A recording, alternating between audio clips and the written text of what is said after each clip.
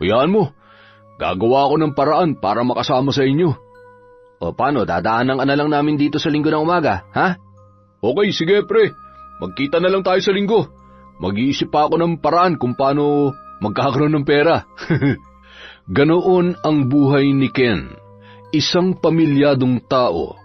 Mayroong 2 anak na kailangang bilhan ng gatas at diaper. Simula nang mawalan siya ng trabaho ay natuto na yung magsugal.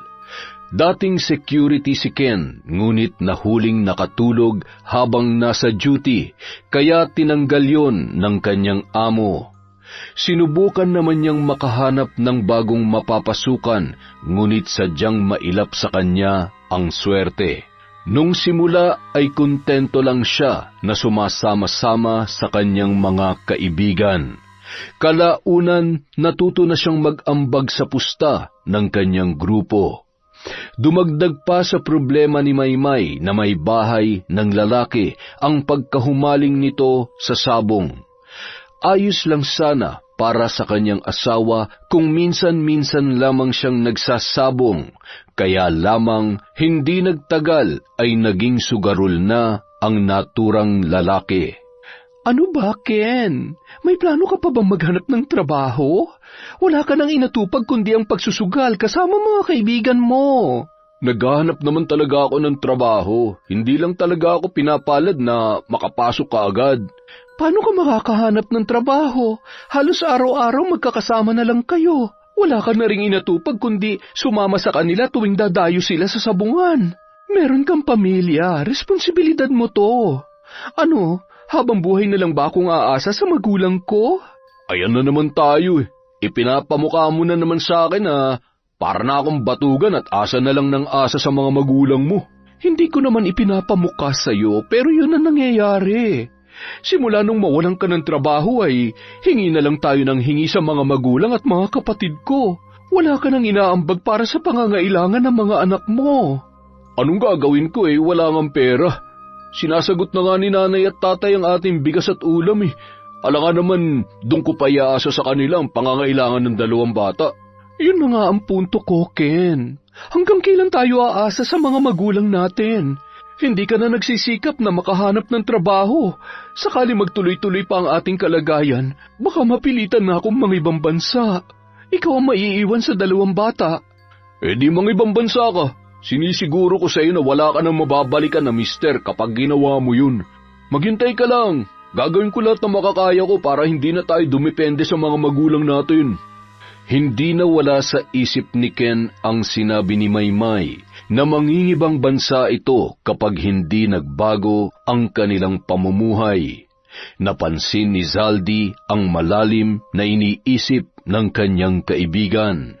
Kanina ko pa napapansin na parang seryoso ka dyan ah. Ang lalim mo mag-isip ah. May problema ba kayo ni Maymay? Oo pare. Tinakot ako ni Maymay na mangingibang bansa siya kapag hindi pa ako nakahanap ng trabaho. Pumusta ka kasi ng malaki sa sabong para pumaldo ka. Eh saan naman ako kukuha ng malaking halaga para pantaya? Nahihirapan na nga akong maitawid ang pang-araw-araw namin na pangangailangan eh. Kung gusto mo, tutulungan kitang makahanap ng mauutangan. Sino naman ang magtitiwala sa akin? Wala akong trabaho at wala ring ari-arian na pwedeng isanla. May alam ako, hindi mo kailangan ng ari-arian para pahiramin ka nun. Ang kailangan lang, mabayaran mong halaga na yung inutang sa ipinangako mong petsa. At syempre, alam mo naman kapag utang, may kasamang interes yan. May ganun ba na magpapautang? Paano na lang kung hindi ko siya mabayaran? Anong pangahawakan niya para maobliga niya akong bayaran ko siya? Kailangan mo lang mag-iwan ng ilang hibla ng buhok mo. Ayon sa usap-usapan, pinapabarang na matandang nagpapautang ang mga hindi nakakabayad sa kanya. Pero sigurado naman ang panalo natin. Pinapabarang? Nakakatakot naman umutang sa matandang sinasabi mo. Nagpapapaniwala ka naman sa mga sabi-sabi. Ako pre, hindi ako naniniwala sa mga ganyan. Kulam? Barang? Kalokohan yan. Nananakot lang ang matandang yon para mapilitan ng umutang sa kanya na magbayad. Nasubukan mo na ba pare na umutang sa matandang yon? Oo naman. Doon ako tumatakbo kapag kailangan ko ng perang pantaya sa sabong. Sumama ka na sa akin para maipakilala kita sa kanya. Sigurado ka, pre, na hindi tayo mapapahamak sa gagawin natin, ha? Oo naman, ano ka ba?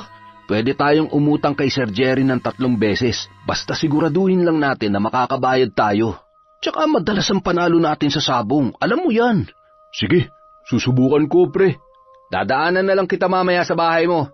Isasabay kita sa pagpunta ko kay Sir Jerry para makautang ka rin sa kanya. Lakayan mo ang pusta sa susunod nating sabong para maranasan mo rin kung paano pumaldo. Sigurado na magbabago ang desisyon ng asawa mo kapag natakpan mo ng salapi ang mga mata niya. Sana lang swertihin tayo para hindi na umalis si Maymay. Pagsapit ng hapon ay dinaanan nga ni Zaldy si Ken para ipakilala kay Jerry. Hindi na itago ni Maymay ang kanyang pagkainis pagkakita pa lamang sa kaibigan ng kanyang asawa. Oh, Ken, alis ka na naman? Saan na naman kayo pupunta ng kumpare mo? Ano, ganyan ka na lang ba palagi? Hindi ka na binata, baka nakakalimutan mo. May pangangailangan ng mga anak mo na dapat mong matugunan. Nakikiusap ako sa iyo, Maymay. Hayaan mo muna akong dumiskarte. Gumagawa na nga ako ng paraan para sa kinabukasan natin eh. Huwag mo munang kontrahin ang gagawin ko ngayon, ha? Suportahan mo muna ako, kahit ngayon lang. Sige na. Ay, hindi ko na alam kung ano pang sasabihin ko sa'yo. Punong-puno na ako. Bahala ka na sa buhay mo. Tinalikuran ni Maymay ang dalawa at padabog itong pumasok sa loob ng bahay. Naiwan ang magkaibigan na nabigla sa ginawang yon ng asawa ni Ken. Mukhang matindi nga talagang pinagdadaanan niyo mag-asawa. Sa bagay, kung ako man ang malagay sa kalagayan ni Maymay, malamang ganun din ang mararamdaman ko. Napakahirap talagang magising sa umaga na iniisip mo pa kung paano maitawid ang araw na yun. Nahihirapan din ako, pare, pero kailangan kong lunukin ang prinsipyo ko alang-alang sa pamilya ko. Sino ba naman ang matinong padre de pamilya na hindi mag-aalala sa tuwing nakikita niyang nahihirapan ang kanyang pamilya? Kalimutan mo na muna ang problema mo, pre. Kailangan na mapaniwala natin si Sir Jerry na may sapat tayong kakayahan na mabayaran na malaking halaga na ating hihiramin sa kanya. Sa tingin mo ba, pre, makakalusot ako kay Sir Jerry? Umakto ka lang, pre, ng normal para hindi mahalata ni Sir Jerry na meron kang pag-aalinlangan na umutang sa kanya. Susubukan ko, pre. Tayo na, baka lumabas pa ulit si Maymay at hindi ako payagan. Siguradong kung ano-ano na naman lang ang sasabihin nun tungkol sa akin. Nilakasan na lamang ni Ken ang kanyang loob na lumapit kay Jerry. Sa tulong ng kanyang kumpare na katulad niya ay umuutang ng malaking halaga sa matanda. Nag-alangan pa si Ken na pumasok sa marangyang bahay dahil nakakalula ang kagandahan noon. Nakaramdam pa si Ken ng takot na baka mayroon siyang masagi na kagamitan. Sa pasilyo pa lamang ng bahay ay bumungad na sa kanila ang iba't ibang rebulto ng hayop na mayroong sungay. Mapagkakamalan mong buhay ang naturang mga rebulto dahil sa lakas ng presensya nito. Mararamdaman mo ang malakas na enerhiya na humahatak sa mga taong dumadaan sa kahabaan ng pasilyo. Tayo na sa loob, pare. Tutal, nandito na rin naman tayo. Panindigan na natin to. Bahala na. Gagawin ko to para sa pamilya ko. At tumuloy na nga ang magkumpare sa loob ng bahay kahit may nararamdaman si Ken na hindi kaaya-aya. Grabe naman ang pagkakampante ng Sir Jerry na yun. Sa kabila ng peligro na nakakabit sa pinili niya negosyo ay wala man lang kahit isang bantay dito sa bahay niya. Ewan ko nga ba, pre. Nung una nagtataka rin ako eh. Pero ganitong sistema na yung nadatnan ko rito. Labas-pasok lang ang mga parokyanong nangungutang kay Sir Jerry. Dinala ni Zaldy si Ken sa ikalawang palapag kung saan may maluwang na balkonahe. Sinalubong ang magkumpare ng isang matandang babae. Magandang araw po. Pwede ko po bang makausap si Sir Jerry? Nandoon siya sa may balkonahe. Tumuli na lamang kayo kapag lumabas na ang nauna sa inyo. Siya nga pala, Ma'am Sonia. Balak sanang umutang ng kaibigan ko kay Sir Jerry. Makakapagpaluwal pa kaya siya? Walang problema sa pera, iho. Basta't papayag siya sa kondisyon na aming ibibigay. Naipaliwanag ko na po ang kondisyon sa kaibigan ko, ma'am. ayos naman po sa kanya. Mabuti kung ganon. Tumuloy na lamang kayo sa loob. Pinatapos muna ng magkumpare ang nauna sa kanila bago pumasok sa pintuan, papunta sa balkonahe na kinaroroonan ng matandang si Sir Jerry. Aba, may kasama ka yata, Zaldi. Hindi ba't sinabihan na kita na huwag kang basta-basta magsasama ng kung sino-sino dito sa pamamahay ko? Pasensya na po kayo, Sir Jerry. Isinama ko lang ang kumpare ko dahil nagpapatulong siyang makahanap ng mauutangan. Alam niya na ba ang kondisyon bago ako maglabas ng pera? Opo, sir. Naipaliwanag ko na po sa kanya. Mabuti kung ganon. Ang gusto ko lang naman ay maliwanag para walang sisihan pagdating ng panahon. Siya nga pala, Sir Jerry. Gusto ko rin sanang dagdagan yung utang ko. Babawi na lang po ako sa susunod na bayaran. Hanggat hindi umaabot ng 1 milyon ang utang mo, Zaldi, pwede mong dagdagan. Ikaw, anong pangalan mo? Ken po, Sir Jerry. Magkano ang halaga na gusto mong utangin? 100,000 po sana, kung pwede. Hindi ako nagpapautang ng mas mababa sa 300,000. Sige sir. Gawin na po nating 300,000. Biglang nakaramdam ng pagkailang si Ken dahil kakaiba ang tingin na ipinukul sa kanya ng matanda. Tila tinatansya at kinikilatis ang bawat anggulo ng kanyang pagkatao. Sonia, halika nga dito. Bunutan mo ng 3 hibla ng buhok ang lalaking ito para makuha na niya ang halaga na gusto niyang hiramin. Ipinapaalala ko lamang sa'yo na pinaghirapan namin kitain ang perang hinihiram mo. Umaasa ako na tutupad ka sa ating kasunduan. Pagsikapan mong mabayaran para hindi tayo magkaroon ng problema sa hinaharap. Nagkakaintindihan ba tayo? Opo, madam. Maliwanag po. Hindi lubos maintindihan ni Ken kung bakit kinakailangang bunutan siya ng 3 hibla ng buhok bago pautangin ni Jerry. Pare, alam mo ba kung bakit kailangan tayong bunutan ng 3 hibla ng buhok bago tayo mapahiram ng pera? Sinabi ko na sa iyong dahilan bago pa tayo pumunta dito, di ba? Hindi ako naniniwala sa ganun.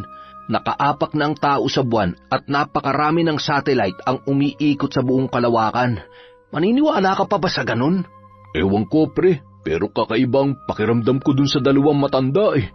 Nagkataon lang na kapos ako't kailangan ko talaga ng pera para sa pamilya ko. Huwag mo na lang isipin ang mga ganung bagay, pre. Pagtuunan muna natin ang pansin kung paano mapapalago ang pera na hiniram natin kay Sir Jerry. Kung sa bagay, mas nakakatakot kapag nabigo tayong mabayaran yung utang natin dun sa 2 matanda. Paano pre? Magkita na lang tayo sa susunod na araw, ha? Salamat pare. Dadaan pa ako sa bayan para ipamili yung mag-iina ko. Bibili na ako ng maramihan para tumigil na si Maymay sa kakaputak. Nanaig ang hangarin ni Ken na makabawi sa kanyang pamilya. Sa kabila ng takot at agam-agam na mabigong mabayaran ang matanda, mas pinili ni Ken na sumugal alang-alang sa kanyang 2 anak. Saan ka naman kumuha ng perang pinamili mo nito, Ken? Nakadilihensya ako kay paring Zaldi. Siguraduhin mo lang na hindi galing sa masama ang pinapalamon mo sa mga anak mo, ha? Alam kong naghihirap tayo ngayon pero hindi sapat na dahilan yon para gumawa ka ng masama. Ganun na ba talaga kababa ang tingin mo sa akin, Maymay? Natauhan si Maymay sa sinagot sa kanya ni Ken. Tila nakalimutan niya na asawa niya ang kanyang kausap. Aminado ang babae na nasobrahan ang katabilan ng kanyang dila at hindi na niya isinaalang-alang ang mararamdaman ni Ken. Akala mo ba hindi ako nasasaktan sa tuwing nakikita ko kayo nahihirapan? Nanlilit ako sa sarili ko dahil ang obligasyon na dapat sana'y nakaatang sa akin, iba ang pumupuno. Muntik ko nang pasukin ang mundo ng prostitusyon para lang may maiabot ako sa iyo eh. Hindi ko ginawa dahil mataas ang respeto ko sa iyo bilang babae. Tapos, ganyan pa maririnig ko buhat sa iyo? Pasensya ka na. Nabigla lang ako sa pagkakaroon mo ng pera. Wala ka naman trabaho kaya hindi ko maiwasang makaisip ng kung ano-ano. Nakadalihensya nga kami ni paring Zaldi kaya nagkaroon ako ng pera. Sige na, naniniwala na ako. Hindi naman ganun ang pagkakakilala ko sa'yo. Ikaw nga ang pinili kong pakasalan dahil maliban sa pagiging pogi, mabait ka pa. Naku, ng bola pa. Banatang kita dyan eh. Sige ka, baka masundan pa si Bunso. Ay nako, tumigil ka nga dyan. Puro kakalokohan. Bantayan mo na lang muna ang 2 anak mo para maasikaso ko ang pinamili mo. Inintrega ni Ken ang natira sa 100,000 kay Maymay. Ibinawas niya lang doon ang ipinamili niya para sa pangunahing pangangailangan ng kanyang pamilya. Itinago niya ang natirang 200,000 para magamit niyang pamusta sa sabong. Sinadya niyang lakihan ang ibibigay kay Maymay para may panggastos ang kanyang pamilya sa mahaba-habang panahon. Samantala, sumapit ang itinakdang araw ni Zaldi na isasama niya si Ken para dumayo sa ibang barangay upang makapagsabong.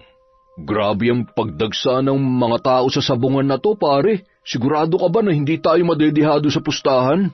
Siyempre, dapat nating kilatisin mabuti ang panabong natatayaan natin. Magkakanya-kanya tayo sa pagtaya para walang sisihan pagdating sa huli, ha? Kinakabahan talaga akong tumaya ng malaki, pare. Baka matalo ako.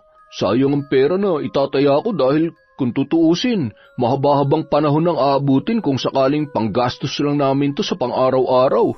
Ang isipin mo, may utang kang kailangang bayaran sa susunod na buwan. Paano ka makakapagbayad kung hindi mo mapapalagaw ang perang yan?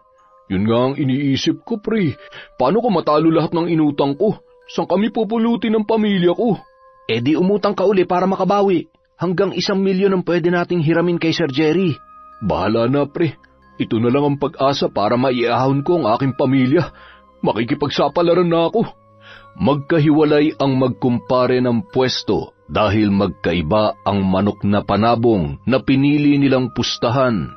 Nagkita lang ang dalawa kasama ng iba pa nilang mga kasamahan nang matapos na ang sabong. Minalas tayo sa araw na to, pre. Bawi na lang tayo sa susunod. Anong minalas? Pumaldo ko, pre. Talaga? Buhay nga naman, oh. Ayos yan. Pinalad yung unang pusta ko, kaya tinodo ko na. Umayon sa akin ng swerte, kaya panalo ulit. Balatuan mo naman ako, pre, oh, para kahit papano mabawasan yung talo ko. Oh, eto, 30,000. Bawi ko na rin sa pagtulong mo sa akin na makahanap na mauutangan. Mukhang malaki nga ang panalo mo, ah. Bali wala lang sa yung 30,000 na balato mo sa akin. Nabiyayaan kahit papano. Hindi naman ako naghahangad ng malaking halaga. Ang importante, mayroong matitira sa akin, pre. Pagdating sa labasan, nagpaalam na ang magkumpare sa isa't isa. Mababakas sa mukha ni Ken ang kaligayahan dahil kahit papaano ay kumita ang perang hiniram niya. Paano, pre? Bukas ulit? Pas muna ako, pre. Ipapasyal ko yung mag-iina ko. Matagal na rin nung huling nilabas ko sila eh. Daya naman nito. Pagkatapos manalo, ayaw nang sumama. Hindi naman sa ganon, pre. Gusto ko lang sulitin yung pagkakataon na mayroon pa akong pera. Ikaw ang bahala. Sa susunod na lang ulit, ha? Pagkarating ni Ken sa kanilang bahay, agad siyang pumasok sa silid nilang mag-asawa para magpahinga. Ipinasuyo ni Maymay sa mister na bantayan ang 2 bata habang abala siya sa paghahanda ng hapunan. Dahil sa maghapong nakatayo at dumagdag pa ang mainit na bentilasyon sa loob ng sabungan, napagod ang lalaki ng husto at hindi niya namalayan na nakatulog siya ng mahimbing. Pagkabalikwas niya sa pagkakahiga, nakita niya si Maymay na isa-isang inilalabas ang nakabugkos na pera mula sa kanyang bag. Maymay, hayaan mo ako magpaliwanag. Mukhang kailangan mo nga talaga magpaliwanag, Ken. Napilitan si Ken na ipagtapat sa kanyang asawa ang buong katotohanan. Naunawaan naman ni Maymay kung bakit kailangan niya yung gawin. Basta ipangako mo sa akin na yun ang huling pagkakataon na susubukan mo ang sugal. Bukas na bukas din sasamahan kita sa Sir Jerry na yon para maibalik na ang nahiram mo. May maiiwan naman sa atin. Yun na lang ang gamitin natin para makapagsimula. Yun din nga ang plano ko, Maymay eh. Hindi ako matatahimik hanggat hawak nilang buhok ko. Naniniwala ako sa barang kaya ganun na lang ang kaligayahan ko nang pagpalain ako manalo sa sabong.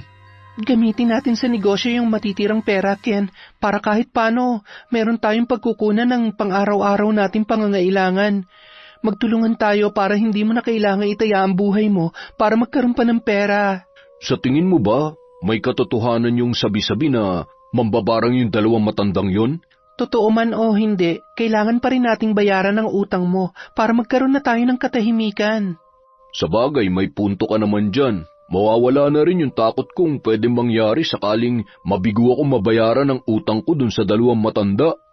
Kinabukasan, isinama ng mag-asawa ang kanilang anak para magbayad ng utang. Walang mapag-iwanan si Maymay sa dalawang bata kaya napilitan siyang dalhin ang mga ito. Oh, ang bilis naman yata ng pagbabalik mo, Ken. Ubus na ba ang inutang mo sa akin? Hindi po, Sir Jerry. Bumalik po ako para bayaran yung perang inutang ko sa inyo. Pinalad ako manalo kaya kumita na ako sa pera nyo. Masaya ako para sa iyo, Ken. Sana kung lahat ay katulad mo ang ugali, mababawasan ang bilang ng mga mangungutang na kailangan naming bigyan ng leksyon para hindi tularan. Nagpapasalamat po talaga ako sa tiwala ninyo, Sir Jerry. Tanggapin niyo po itong sobre. Pakibilang na lang ang laman. Isinama ko na rin po, pati interes. Matapos mabilang, agad nang ngumiti ang matanda. Tinawag ni Jerry ang kanyang kabiyak na si Sonia para ipakuha ang ibinigay na buhok ni Ken. Ayan na ang buhok mo na binunot ng asawa ko. Sakaling kailangan mo uli ng pera, huwag kang magdalawang isip na lumapit sa akin. Maraming salamat po, Sir Jerry. Babalik na lang po ako sakaling kailangan ko talaga ng pera. Mauna na po kami. Ipapasyal ko pa po ang mag-iina ko. Nakikinig-kinit ako na. May magandang kapalaran na naghihintay sa inyo mag-asawa. Magtulungan lamang kayong dalawa at maging matatag sa pagsubok na darating sa inyong buhay. Maraming salamat po, Madam Sonia. Aalis na po kami. Ginamit na mag-asawang Ken at Maymay ang kanilang natirang pera para makapagpundar ng munting negosyo. Tinitiis ni Ken ang pagod at hirap na bumaba sa bayan para makahango ng paninda. Sa ilang araw na pagbubukas ng tindahan ay naging maayos naman ang pasok ng kita ng mag-asawa. Pare, may tindahan na pala kayo ni Maymay? Mukhang malaki talaga na dali mo nung sumama ka sa amin ah. Hindi naman ganun kalaki, pare. Sapat lang para magkaroon ako ng puhunan sa munting negosyo. Bakit ka pa nagtitiis sa kakarampot na kita dito? Sumama ka na lang sa akin at siguradong papaldo ka na naman ulit. Pasensya ka na, pare, pero nangako ako kay Maymay eh. Siguradong away na naman kapag nalaman niyang sumugal ulit ako sa sabungan. Ay nako, pare, bakit ka pumapayag na pangunahan ni Maymay ang mga desisyon mo?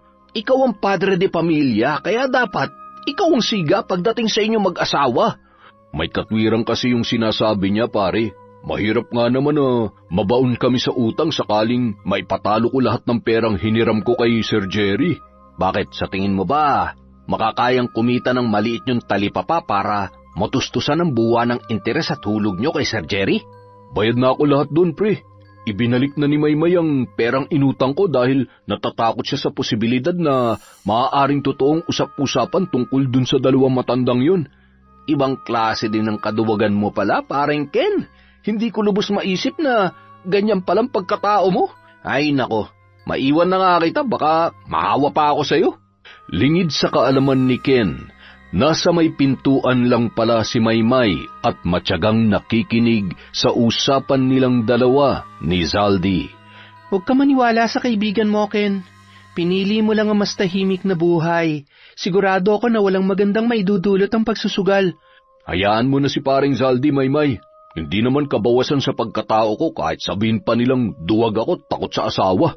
Totoo naman, di ba? Puro ka talaga kalokohan. Halika na nga dito sa loob. Bantayan mo muna yung dalawa nating anak para makapagtrabaho ka na maayos. Nagpatuloy si Zaldi sa kanyang bisyo sa pagiging sugarol, habang si Ken naman pinili ang katahimikan para sa kanyang pamilya. Pagkalipas ng ilang buwan, lumaki na ang tindahan ng mag-asawa Bunga ng kanilang kasipagan at magandang pakikitungo sa customer ay dumami ang suki ni Ken at Maymay. Nagkatotoo ang sinabi ko, hindi ba? May magandang kapalaran na naghihintay sa inyong mag-asawa. Oh, kayo po pala, Madam Sonia. Mabutit naisip niyong dumaan sa munti naming tindahan. Hindi na baling munti, Ken. Ang importante ay lumalaban ka ng patas at nagsusumikap para sa iyong pamilya. Maraming salamat po. Kung hindi dahil sa inyo ni Sir Jerry, malamang naghihirap pa rin ako. Sa ngayon ay mahirap pa rin ako pero kahit papano naitatawid ko na ang pang-araw-araw namin pangangailangan. Masama ang maghangad ng sobra, Ken. Kailangang paghirapan at pagsikapan ang lahat ng bagay. Alam kong hindi malayong makamit niyo yung mag-asawa. Ay, sandali. Nawili na yata tayo sa pag-uusap. Bigyan mo nga ako ng tig-1 kilo ng kamatis, sibuyas at bawang. Siguradong hinahanap na ako ni Jerry. Ay, wag niyo na po yung bayaran. Pakisabi na rin po kay Sir Jerry na kumusta na siya galing sa akin. Pasyalan mo kami minsan, Ken. Maraming salamat din dito. Sigurado ako na matutuwa si Jerry kapag bumisita ka doon. Isama mo na rin ang iyong pamilya, lalo na ang mga bata. Wala po ba kayong mga apo, Madam? Wala. Hindi kami pinalad na magkaroon ng anak. Hayaan niyo po, pagsisikapan po namin na makabisita sa inyo. Ipaghahanda namin kayo ng pagkain. Aasahan ko ang pagdalaw ng pamilya mo, Ken. Pangako po yan, Madam. Sa linggo po. Mag-iingat po kayo sa pag-uwi, ha? Samantala, pagsapit ng linggo, tumupad si Ken sa kanilang napagkasunduan ni Sonia. Pagkatapos nilang magsimba ay dumiretso na sila sa bahay ng 2 matanda. Walang pagsidlan ang kasiyahan ni Sir Jerry habang nakikipaglaro sa panganay na anak ni Ken. Si Sonia naman nawili sa pakikipagkwentuhan sa mag-asawa. Malapit nang kumagat ang dilim kaya nagpaalam na ang dalawa. Nagsitayuan ang balahibo ng mag-asawa nang dumaan sila sa pasilyo palabas ng malaking bahay. Nakasindi na ang mga kandila na nagsisilbing tanglaw sa bahaging yon. Hinatid naman sila ni Sonia papalabas kaya kahit papaano ay nabawasan ang kanilang pagkailang na nararamdaman. Ang hilig niyo po palang mangolekta ng estatwa at rebulto? Ay, aba, oo naman, iha. Galing pa sa iba't ibang dako ng mundo ang koleksyon na yan. May kakaibang mahika na nakabalot sa mga rebulto na nandito, kaya normal lang ang bigat na inyong nararamdaman. Kakaibang mahika? Ano pong ibig niyong sabihin, Madam Sonia? Nagsisilbing proteksyon namin ang mga yan na mag-asawa laban sa mga taong nagtatangkang pasukin kami dito. Kaya pala kahit isang katiwala o bantay ay wala kaming nakita dito sa malaking bahay. Tama ka, Ken. Hindi makakalampas sa pasilyong ito ang isang tao na mayroong masamang hangarin sa amin ni Jerry. Nakakatakot naman pala, Madam. Bakit ka naman matatakot kung wala kang masamang balak laban sa amin? Sabagay, tama po kayo dyan. Madam Sonia, gumagabi na po. Magpapaalam na po kami. Mahahamugan ng 2 bata kapag nagtagal pa po kami. Sa susunod na lang po ulit. Ay, maraming salamat sa pagdalaw ninyo. Nagkaroon ng siglang bahay na ito dahil sa pagbisita ninyong pamilya. Hayaan niyo po, Madam. Dadalasan po namin ang pagdalaw dito. Mukhang magkasundo naman ang panganay ko at si Sir Jerry. Tama ka. Mahilig talaga sa batayan si Jerry. Hindi man niya sabihin pero nararamdaman ko ang kanyang kasabikan na magkaroon ng apo. Minalas lamang kami na hindi nakabuo ng anak, kaya hindi natupad ang kanyang pangarap. Ganun po talagang kapalaran, Madam. Kung sino pang may kakayahan na magbigay ng magandang buhay sa anak, sila pa yung hirap na makabuo. Ay, sige na. Humayo na kayo. Lumalalim na ang gabi. Ilang ulit nang nagpabalik-balik ang pamilya ni Ken sa bahay ng dalawang matanda. Nagkaroon ng panibagong sigla ang lumang bahay dahil sa presensya ng mga anak ni Ken at Maymay. Hanggang isang araw, muling bumisita si Sonia sa bahay ni Ken at Maymay. Magandang araw po, Ma'am Sonia. May kailangan po ba kayo? May problema po ba? Napadaan lamang ako, Ken. Ilang araw ko nang hinahanap si Zaldi. Hindi na kasi siya nakahulog sa utang niya kay Jerry. Magkano na po ba ang nautang niya? Mahigit 1,000,000 na. Tinakbuhan na yata kami ng kaibigan mo. Hayaan niyo po. Kapag nakita ko po siya, kakausapin ko na lang po. Sige, Ken. Ibang magalit si Jerry. Huwag niyang sagarin ang pasensya ng mister ko. Pangako po, madam. Hahanapin ko po siya mamaya. Ako nang bahalang kumausap sa kanya. Ay, nako, Ken. Naabala ka pa dahil sa problema ng kaibigan mo. Hanapin mo na lang siya mamaya kapag tapos na kayo mag-asawa sa pagtitinda. Sayang ang perang kikitain ninyo. Salamat po sa pag-intindi ninyo. Huwag mong isakripisyo ang kabuhayan niyong mag-asawa para lamang hanapin ang tao na ayaw naman magpakita. Lalabas din yon, maniwala ka. At umuwi na nga si Sonia na bigong mahanap si Zaldi. Sigurado na nagtatago yon para maiwasan ang mag-asawa. Pagsapit ng hapon, nagkusang lumapit si Zaldi sa kanyang kumpare. Uy, pre! Nagpunta dito kanina si Ma'am Sonia. Hinahanap ka. Malas, pare. Naipatalo ko yung perang hiniram ko sa kanila. Hindi ko na nga alam kung saan ko kukunin ang ipambabayad ko sa kanila eh. Umabot na ng 1,000,000 ang utang mo. Naipatalo mo sa sugal? Grabe ka naman, pre. Minalas, pare. Anong magagawa ko? Ang mabuti pa, pakiusapan mo na lang yung dalawang matanda. Mabait naman yung mag-asawa. Siguradong maiintindihan ka nun. Tsaka na ako magpapakita sa kanila, pre. Mag-iisip muna ako ng ibang paraan kung paano ko mababawi yung natalo ko. Bigyan mo naman muna ako ng pang-ulam dyan, oh. Walang-wala talaga ako ngayon, eh. Sige, hintayin mo na lang ako dito sa labas, ha. Alam mo naman yung asawa ko. Baka kung ano na naman masabi nun. Palihim na ipinagbalot ng ulam at bigas ni Ken ang kanyang kaibigan. Palihim niya yung iniabot kay Zaldi bago pa man makita ni Maymay. Salamat, pare, ha. Ang laki talaga ng problema ko ngayon. Ang mabuti pa, kausapin mo yung dalawang matanda. Hindi naman pwedeng habang buhay ka na lang magtatago. Ikaw ba, pre? May utang ka pa ba sa kanila? Wala na. Siguradong magagalit si Maymay kapag nalaman niyang nangutang na naman ako. Malapit pa naman si Ma'am Sonia sa asawa ko. Uuwi na muna ako, pre. Sigurado gutom na yung mga anak ko. Mag-usap na lang tayo mamaya, ha? Sige, pare. Pag-isipan mo yung sinabi ko, ha?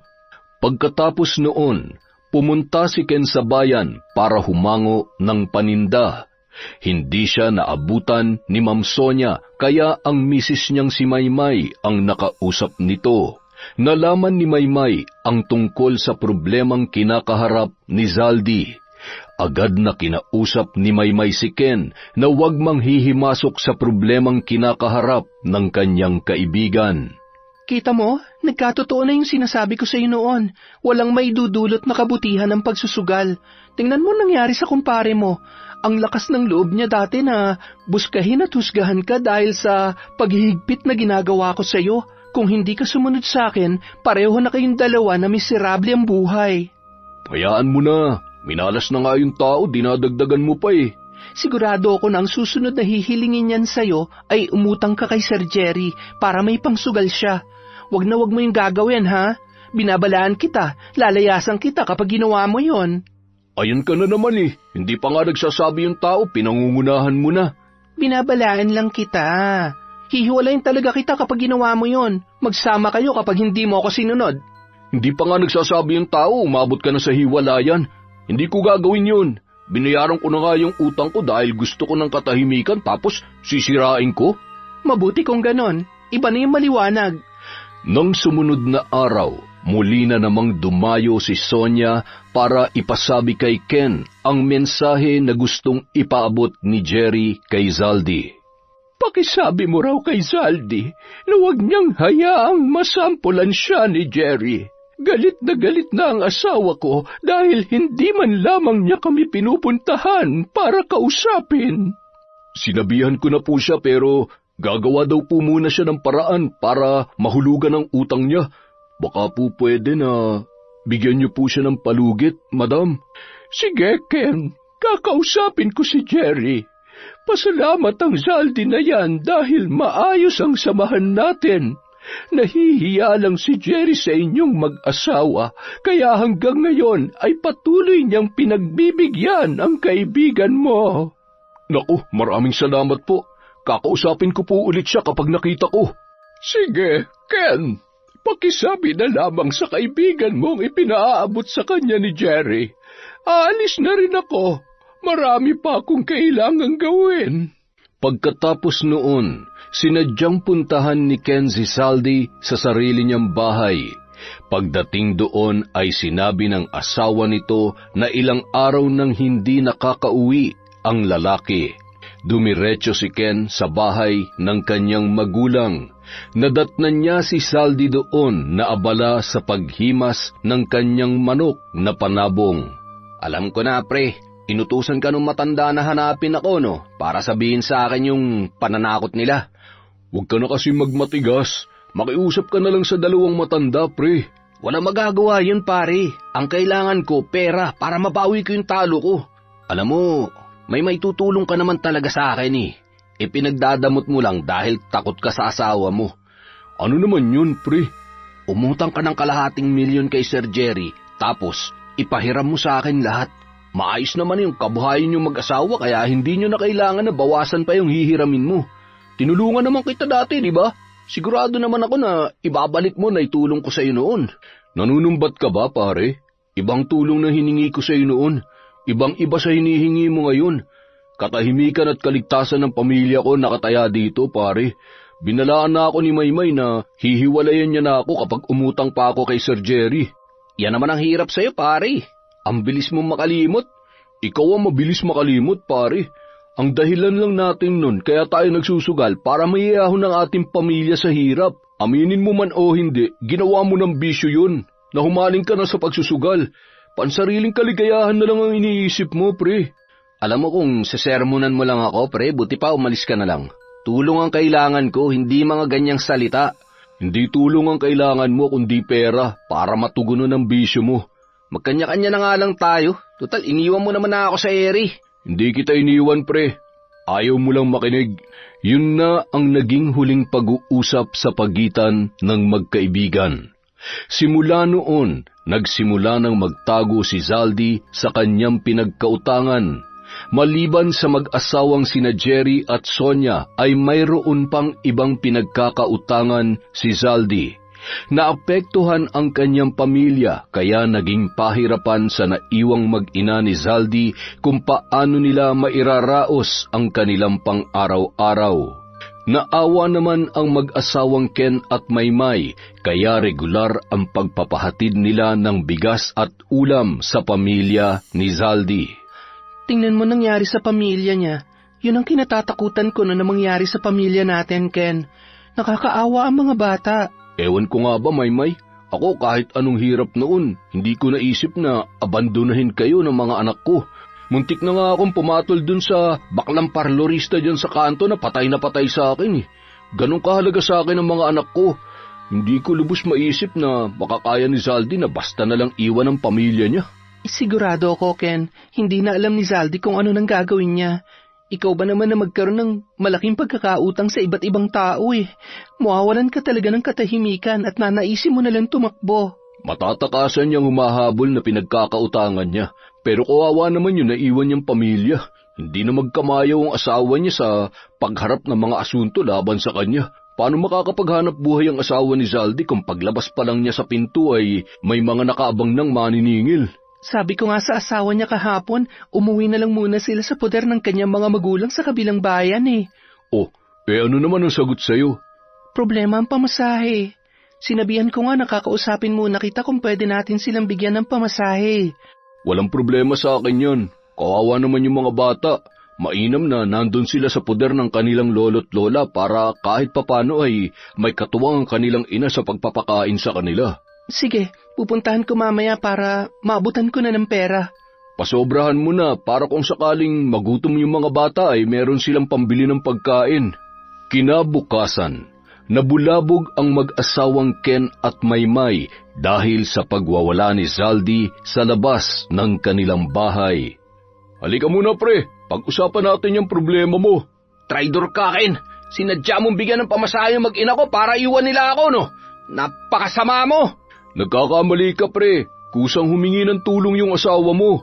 Sinadya niyang umuwi sa poder ng kanyang mga magulang dahil magugutom lang sila kapag nanatili pa sila dito. Ang kapal na mukha mo! Akala mo kung sino ka magsalita? Ipapamukha mo pa talaga sa akin na nagugutom ang pamilya ko? Pumasok ka na nga lang dito, Ken. Huwag kang makipag-usap sa tao na makitid ang utak. Ako pa talaga makitid ang utak? Ikaw ang makitid ang utak, Maymay. Sana pumayag ka na umutang si Ken kay Sir Jerry para ipahiram sa akin. Bawi na saan ang mga talo ko at nagagawa ko ng bayaran ng mga utang ko. Tapos ano mangyayari sa amin? Matutulad sa nangyari sa pamilya mo? Walang umaasenso sa sugal, Zaldy. Tandaan mo yan. Nakalimutan mo na yata kung saan galing ang perang ginamit nyo mag-asawa bilang puhunan sa negosyo nyo. Di ba? Napanalunan lang yan ni Ken sa sugal. Sa tingin mo kung pumayag ako na sumama siya ulit sa'yo, may matitira pa sa perang napanalunan niya? Naging praktikal lamang ako kaya magpahanggang ngayon, mayroon pang natitira sa amin. Wala kayong utang na loob pagkatapos ko kayong tulungan sa panahon na kailangan ni Ken? Hindi totoo yan, Zaldy. Tinulungan namin ang pamilya mo habang wala ka dito. Desisyon ng asawa mo na umuwi sa kanila. Sa dami ng asunto't naghahabol dahil sa malaking pagkakautang mo. Darating ang panahon, makakabangon din ako. Hindi sa lahat ng pagkakataon maayos ang kabuhayan niyo mag-asawa. Umalis si Zaldy, pero makahulugan ang tingin na ipinupukol niya sa mag-asawa bago naglakad papalayo. Ilang oras lang ang pagitan ay dumating naman si Jerry na halata ang pagkadismaya sa kanyang muka. Sir Jerry, kayo na po napasugod dito. Sana nagpasabi na lang kayo para ako ang pumunta sa bahay ninyo. Ang tigas talaga ng kaibigan mo, Ken. Ilang araw na ako naghihintay na siputin niya sa bahay pero hindi man lang nagparamdam kahit ang anino niya. Pagpasensyahan niyo na po yung kaibigan ko, Sir Jerry. Sinubukan ko na pong kumbinsin para puntahan kayo at makiusap pero minasama pang intensyon ko. Inaway pa nga po kami mag-asawa eh. Ang lakas talaga ng loob ng Zaldy na yan. Huwag ka lang magsayang ng oras para kumbinsihin ang taong yon na makipag-ayos sa akin. Plano niya talagang takbuhan ang utang niya. Mapapalagpas ko naman sana ang kanyang utang alang-alang na lang sa magandang samahan natin. Ang problema, maliban pala sa utang ni Zaldy sa akin, mayroon pa siyang ginamit na tao para makakuha ng pera. Muntik na pala akong mabiktima ni Zaldy. Inaway niya nga ho ako dahil ayaw kong sumunod sa kanyang gusto na umutang para ipahiram sa kanya. Wala na talaga siyang sinasanto. Pati kaibigan niya'y magagawa niyang taluhin. Nalulung na po siya sa sugal kaya nakakagawa siya ng ganoong bagay. Huwag mo na siyang problemahin, Ken. Tutukan mo na lamang ang negosyo ng pamilya mo. Sakaling kailangan mo ng pera, huwag kang mahiyang lumapit sa akin. Labas ka sa problema namin ni Zaldy. Humahanga ako sa determinasyon mo bilang huwaran na padre de pamilya. Naku, maraming salamat po, Sir Jerry. Maagang sinara ng mag-asawang Ken at Maymay ang kanilang tindahan. Naghahapunan sila nang makarinig ng kalansingan sa loob ng kanilang pwesto. Naririnig mo ba yon, Ken? Pinasok yata tayo na magnanakaw. Dito ka lang, Maymay ha. Titingnan ko. Huwag na huwag kang lalabas. Manatili ka lang dito sa loob ng bahay. Huwag ka nang lumabas. Kinakabahan ako. Baka mapahamak ka. Huwag ka mag-alala. Titingnan ko lang naman kung saan nagmumula yung naririnig nating kalansingan. Naiwan si Maymay na kinakabahan sa loob ng kanilang bahay. Maingat naman na lumabas si Ken para mag-usisa. Samantala, huling-huli niya ang kanyang kaibigang si Zaldy na nasa loob ng kanilang tindahan. Pare, ano to? Wala ka na ba talagang sinasanto? Pati ako na kababata at kaibigan mo nagagawa mong pagnakawan. Ganiton dapat sa katulad nyo ni Maymay na madamot. Kasalanan yung dalawa kung bakit ako humantong sa ganitong estado. Akmang lalapitan sana ni Ken ang kanyang kumpare para pakalmahin, ngunit nagimbal siya sa sumunod na ginawa nito. Sinaksak si Ken ni Zaldi gamit ang dala niyang patalim. Bumaon yon sa sikmura ng kanyang kaibigan na naging dahilan para mawalan ito ng malay. Samantala, pinalo rin ni Zaldi ng bote si Maymay at ito'y napahandusay sa sahig. Mabuti na lang at nailapag niya ang kanyang bunsong anak kaya hindi ito natalsikan ng bubog. Kinuha ni Zaldi ang perang naipon ng mag-asawa at mabilis siyang umalis para tumakas. Kinabukasan. Nasaan ako? Huwag ka munang gagalaw, Maymay. May benda pa ang ulo mo dahil sa natamo mong sugat. Ang mga anak ko po, si Ken, kumusta ang kalagayan ng aking mag-ama? Huwag ka na mag-alala sa dalawa mong anak. Nandoon sila sa bahay. Pinapaalagaan ko sa aking pamangkin. Si Ken po, ligtas po ba ang mister ko? Kritikal ang kanyang sitwasyon. Napunit ang kanyang bituka dahil sa haba ng patalim na bumaon sa kanyang tiyan. Inoobserbahan pa siya ng mga doktor kung may pagbabago sa kanyang kondisyon. Natahina ang kanyang bituka.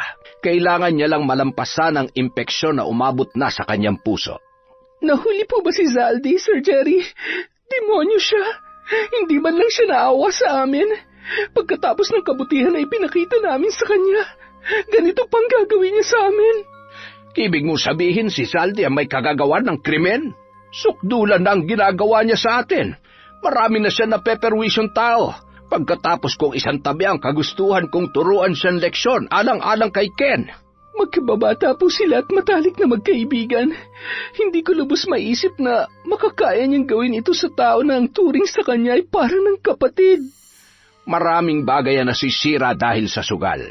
Naging malawakan ng krimen na patayan at pananambang dahil dyan. Ilan na bang pamilya na magpahanggang ngayon ay patuloy na naghahanap sa kanilang kaanak dahil dinukot.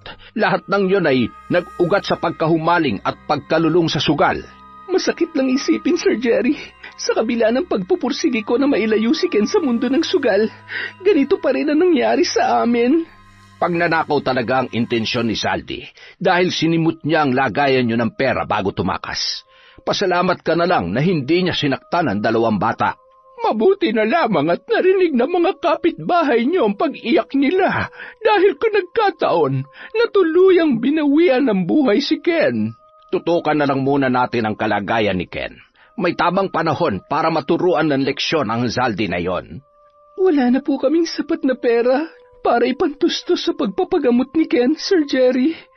Natatakot ako na baka bumigay ang mister ko kapag naantala ang gamot na kailangan niya. Huwag mo nang isipin ang tungkol sa bagay na yon. Bayaran niyo na lang kami kapag nakabangon na kayong mag-asawa. Ang importante sa ngayon ay malampasan ni Ken ang kanyang kritikal na kondisyon. Tama si Jerry, Maymay. Ang pera ay nakakaya pa namang hanapin pero kapag buhay nang nawala, hindi na yun maibabalik pa. Isa pa, ang katulad niyong mag-asawa ay karapat-dapat lamang natulungan. Maraming salamat po talaga sa tulong niyo sa amin. Hindi ko alam kung ano mangyayari sa amin kapag hindi niyo kami tinulungan na mag-asawa. Ilang araw lamang ang lumipas, lumakas na ang pangangatawan ni Ken. Ngunit 2 linggo pa ang kailangan niyang bunuin bago siya tuluyang gumaling. Hanggang ngayon, hindi pa rin maproseso ng utak ko na magagawa yun sa akin ni Zaldi. Naalala ko pa noon na halos hindi kami mapaghiwalay na 2. Napakasakit ng ginawa niya sa akin. Ganun ang nagagawa ng sugal sa buhay ng tao. Tingnan mo nangyari sa buhay niya. Nasira ang pagsasama nila bilang pamilya. Nawalan pa siya ng katahimikan araw-araw. Naging makitid na ang kanyang mundo sa dami ng naghahabol sa kanya. Ang masaklap lang ay, pati tayo ay dinamay niya. Dahil sa ginawa niya, lalo tuloy lumilit ang mundo niya. Itinuloy mo ba talaga ang pagsasampa ng kaso kay Zaldi? Yun ang nararapat. Buhay na natin ang sinubukan niyang kitilin dahil sa pagkahumaling niya sa sugal. Sobrang bait mo naman, Ken, kapag pinalampas mo pang ginawa ng Zaldi na yon. Ewan ko nga ba, Maymay? Sa kabila ng ginawa niya sa akin ay hindi ko pa rin maiwasan na mag-alala sa kanya. Sigurado na kapag nasa kote siya ng kapulisan ay patong-patong na kaso ang kakaharapin niya. Kasalanan niya kung bakit humantong sa ganito ang buhay niya. Sapat ng pagkakataon na ibinigay natin sa kanya para palampasin ang lahat ng ginawa niya. Ipinagpatayo ng mag-asawang Jerry at Sonia ang mag-asawang Ken at Maymay ng bahay sa katabi nilang lote. Ginawa nila yon sa takot na balikan ni Zaldi ang dalawa. Ken, napag-usapan namin ni Jerry na bigyan uli kayo ng kapital para makapagsimula. Magtayo kayo ng tindahan. Masipag kayong mag-asawa kaya hindi magtatagal ay muli rin kayong makakabangon. Naku, maraming salamat po, Ma'am Sonia. Hindi ko alam kung paano ko kayo mapapasalamatan. Hayaan niyo po, kapag nakabawi po kami ay unti-unti kong babayaran ang perang ginastos niyo sa amin. Bayaran niyo na lamang kami kapag may sobra na kayong mag-asawa. Ang importante ay makapagsimula kayo ulit. Lumalaki na ang dalawang bata, kaya kailangan paghandaan ang kanilang pag-aaral. Walang balita sina Ken at Maymay sa kalagayan ni Zaldi. Ang alam lang nila ay tumakas yun para takbuhan ang patong-patong na kaso na isinampa sa kanya. Hanggang isang araw, bumisita sa kanila ang panganay na anak ni Zaldi na inaanak rin ni Ken sa binyag. Ninong, maaari ko po ba kayong makausap? O Sandro, ikaw pala. Anong sa atin? Hindi po ba kayo galit sa akin, Ninong? Bakit naman ako magagalit sa iyo? Hindi mo kasalanan ng ginawa ng tatay mo. Ang totoo niyan, nandun po si tatay sa amin. Doon siya nagtatago kaya hindi mahanap ng otoridad. Nako, kailangan niyang sumuko. Patong-patong ang kaso na nakasampa laban sa kanya. Ninong, nakikiusap po ako. Hindi po maayos ang kalagayan ni tatay. Nandito po ako dahil baka po may alam kayo sa nangyayari sa kanya. Ha? Ano bang nangyayari sa tatay mo? Tinubuan po siya ng makapal na balakubak tapos hindi po yun gumagaling. May lumalabas pa na malalaking pulgas sa kanyang balakubak. Sobrang kati ng balakubak na tumubo sa kanyang ulo. Sa sobrang kati, ginagamitan na niya ito ng patalim para matanggal ang makapal na balakubak, Ninong. Hindi lang po ganun. Yung butas sa kanyang balat, unti-unting lumalaki tapos pinuputak din ng insekto. Ayon po sa albularyo, nabiktima daw po siya ng barang. May alam po ba kayong tao na maaari magsagawa ng barang sa kanya? Sa dami ng taong naperwisyo ng tatay mo, Sandro, hindi ko na alam kung sino sa kanila ang bumarang sa kanya kung meron man. Sinabi po ni tatay na malakas ang hinala niya na si Sir Jerry daw po at Ma'am Sonia ang nambarang sa kanya. Kilala mo ba yun, Ninong? Yung tinutukoy niyang dalawang matanda? Dahil sa pagtulong ng dalawang matanda sa pamilya ni Ken, hindi niya yun magagawang ipagkanulo. Hindi ko alam kung saan matatagpuan yung tinutukoy ng tatay mo, Sandro. Ipagamot niyo na lang siya para gumaling. Nahihirapan na po ako, Ninong. Hindi ko na po alam kung anong gagawin. Ang tatay mo ang may kagagawan kung bakit nangyari ang ganoon sa kanyang buhay. Nasasaktan ako sa nangyayari sa kanya. Saksi ka, Sandro, sa pinagdaanan ng pagkakaibigan namin ng tatay mo. Nahihiya nga po ako sa inyo, Ninong. Sa kabila ng ginawa ni tatay sa pamilya niyo, nagagawa niyo pa rin makipag-usap sa akin. Wala akong nararamdaman na galit sa tatay mo. Bahala na lang ang batas na magpanagot sa kanya pagdating ng tamang panahon. Ninong, nagmamakaawa po ako. Huwag niyo po sanang isuplong si tatay sa pulis. Natatakot ako na baka lalong lumala ang kalagayan niya kapag nakulong siya. Hindi ko gagawin yon, Sandro. Alam ko na seryoso ang kalagayan ng tatay mo. Ayaw niya lang kasing makinig sa akin. Ayaw niya maniwala na totoong umiiral ang barang. Sige po, Ninong, aalis na po ako. Sigurado, hinahanap na ako ni nanay. Magbabaka sakali pa ako na dumaan sa partidos ni tatay, baka may mayabot sila na tulong kahit sa pangkain lamang namin. Ay, sandali. Paano mo pala nalaman na dito na kami nakatira? Nagtanong-tanong po ako sa mga kapitbahay niyo doon, Ninong, sa dati niyo pong bahay. Mabuti at natagpuan mo kami dito. Huwag ka munang umalis. Titingnan ko sa loob kung anong pwede kong ipadala sa iyo. Nagkataon naman na nandoon si Maymay sa malaking bahay, kaya nagkaroon ng pagkakataon si Ken na ipagbalot si Sandro nang walang nag-uusisa. Pagkaalis ng bata ay nagmadaling nag-ayos si Ken para puntahan ang kanyang asawa. May, alis muna ako. Ikaw na munang bahala sa tindahan, ha? Pupunta lang ako sa bayan para makipag-ayos sa dating pinagkukunan natin ng gulay. Sige. Susunod na lamang ako. Sinurado ko na lang muna. Buksan mo na lang pagkatapos ng ginagawa mo dyan sa malaking bahay. Nagmadali na si Ken para maabutan si Sandro. Palihim niyang sinundan ang binatilyo. Kinailangan pa niyang umarkila ng tricycle para hindi malingat sa sinasakyan ng kanyang inaanak. Bumaba ang bata sa isang eskenita kung saan may munting daan papasok. Hinayaan ni Ken na makapasok si Sandro sa eskenitang yun bago siya sumunod. Isang bahay na ginawa mula sa magagaan na materyales ang bumungad kay Ken. Naririnig niya mula sa loob ang impit na mga daing na nagmumula sa kanyang kaibigang si Zaldi. Pagkapasok ni Sandro ay narinig ni Ken ang pag-uusisa ni Zaldi sa kanyang anak. Kitang-kita ni Ken na maraming siwang ang nakabuyangyang na nilulusutan ng sikat ng araw. Naengganyo si Ken na sumilip sa siwang para aktwal niyang makita ang kalagayan ng kanyang kaibigan. Nakaramdam siya ng ibayong pagkaawa at pagkahabag sa kalunos-lunos na kalagayan ni Zaldi.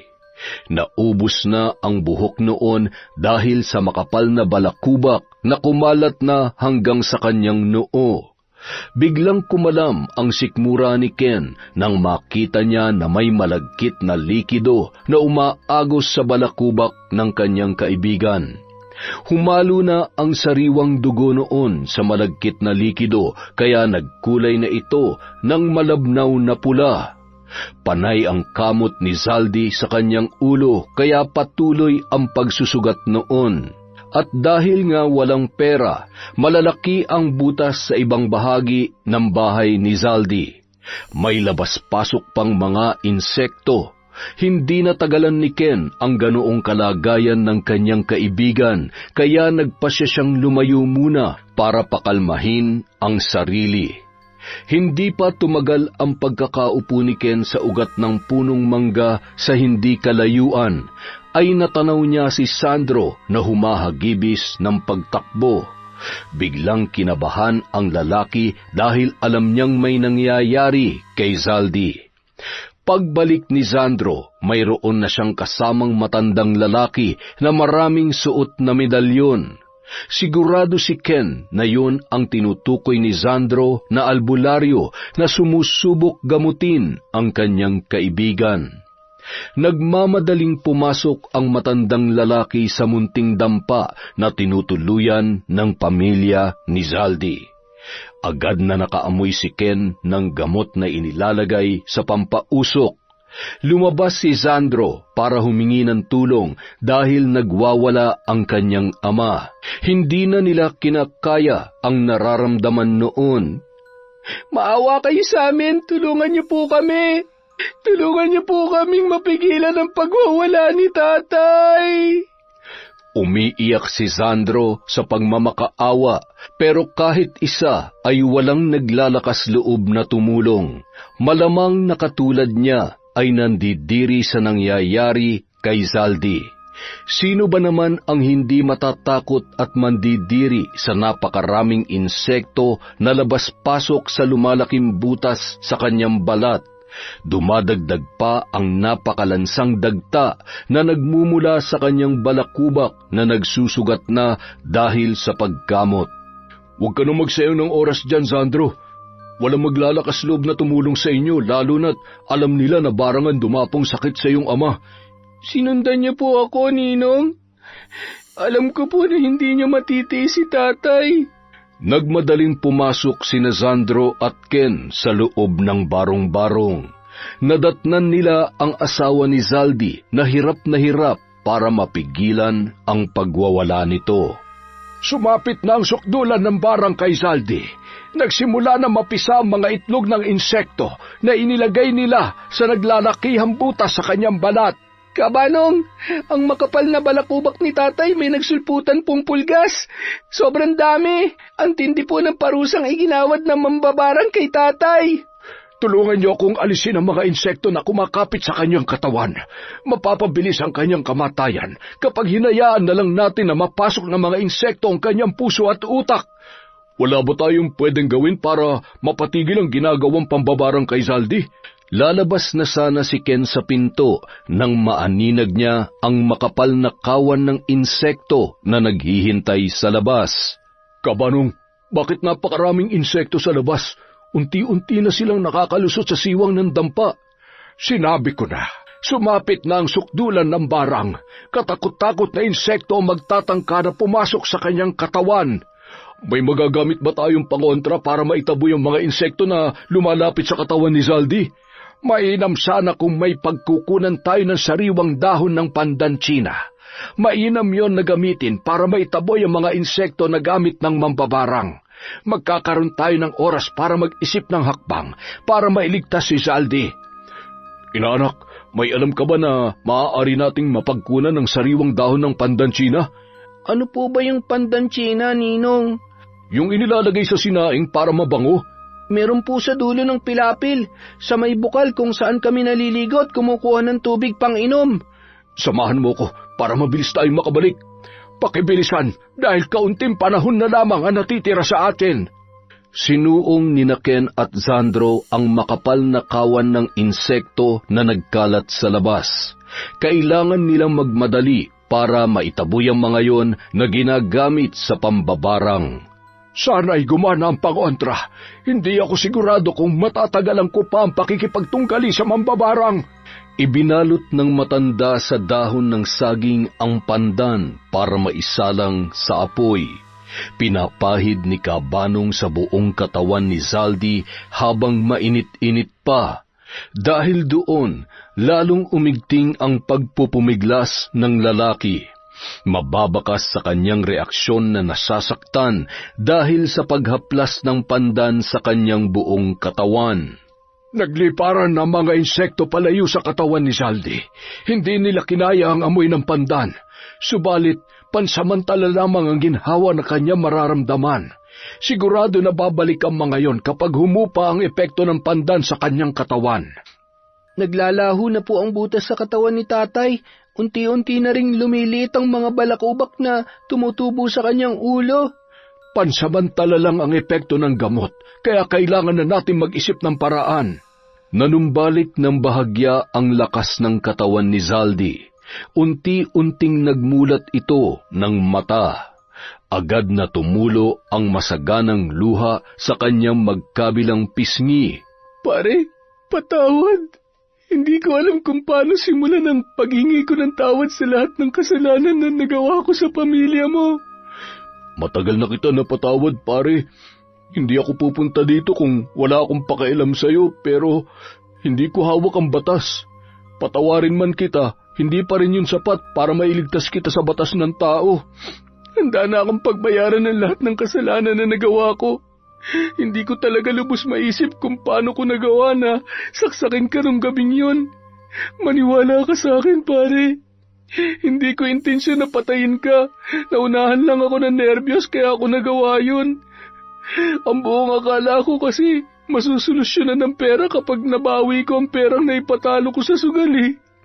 Subalit, nawalan ng saysay ang perang ninako ko sa inyo.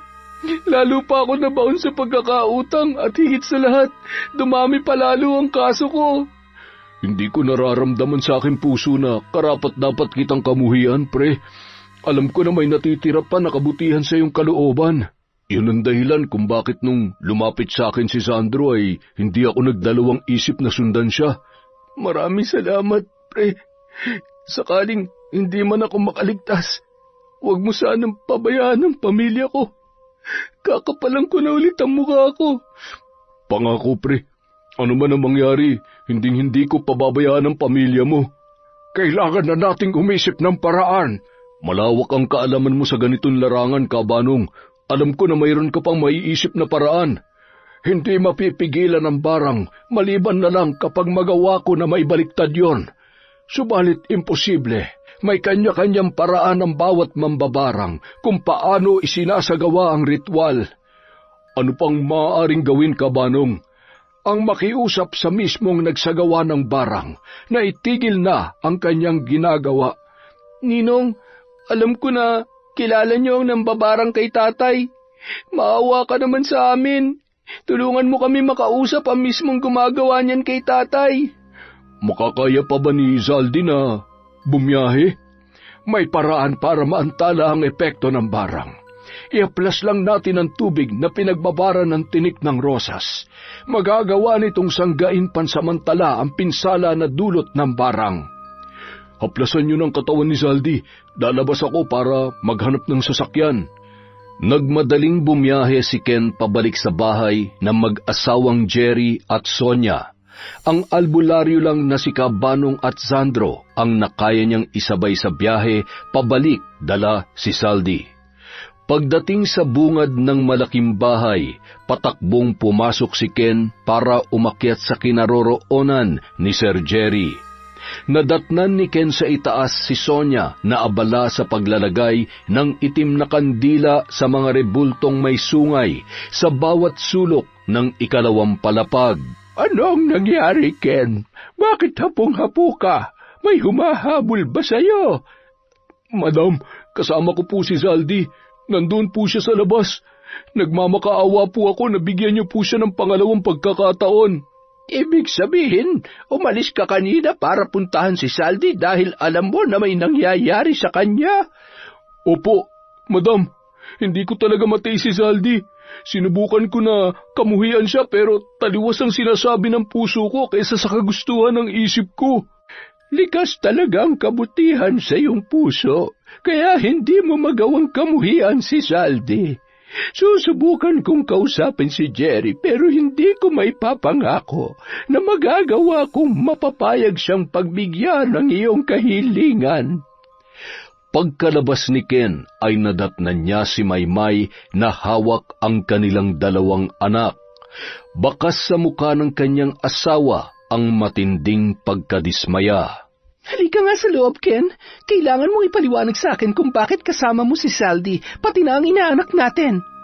Pinagdusahan ni Zaldi ang ginawa niya sa atin. Hindi naman ibig sabihin na tutulungan ko siya makaligtas sa barang ay matatakasan na rin niya mga asunto laban sa kanya. Bigyan natin ng pagkakataon yung tao para mapagdusahan at mapagsisihan niya ang kanyang pagkakamali. Sabagay, wala tayong karapatan para wakasan ang buhay ni Numan. Hayaan natin ang batas ng tao at batas ng Diyos na humatol sa kanyang kapalaran. Bahala ka na magdesisyon para sa kanya, Ken. Alam ko kung gaano mo kamahal ang kaibigan mo. Alam ko rin na kapatid na ang turing mo sa kanya. Maraming salamat, Maymay. Huwag mo lang hilingin sa akin na patawarin ko si Zaldi agad, ha? Hindi ganun kadaling mapatawad ang ginawa niya sa pamilya natin. Naiintindihan ko.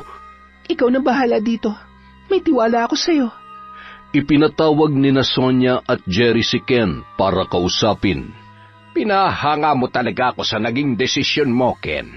Sa halip na kamuhian mo si Zaldi, ay mas pinili mo pang magpatawad para mapalaya ang iyong puso. Napag-isip-isip ko kung nagawa mo ngang patawarin ng taong muntik ng kumitil ng iyong buhay. Paano pa kaya ako? Ang hihilingin ko lang po, sana gumaling na si Zaldi para mapagdusahan niya sa kulungan ng kanyang mga kasalanan at mabigyan ng pagkakataon na aminin ang pagkakamali niya. Sige, sangayon ako sa sinabi mo. Umaasa ako na magsisilbing aral ito para sa lahat na walang magandang idudulot ang pagsusugal. Sa halip ay para itong laso na pumapatay sa magandang pagsasama ng isang pamilya. Sa tingin mo, sir, gagaling pa kaya si Zaldi sa kanyang karamdaman? Sinabi ko na, Nababalot ng mahika mga estatwa at rebulto na nandito sa bahay. Tulungan niyo si Zaldy na makahakbang at isa-isa niyong ipapatay sa kanya ang mga itim na kandila na nakasindi sa bawat sulok ng bahay na ito.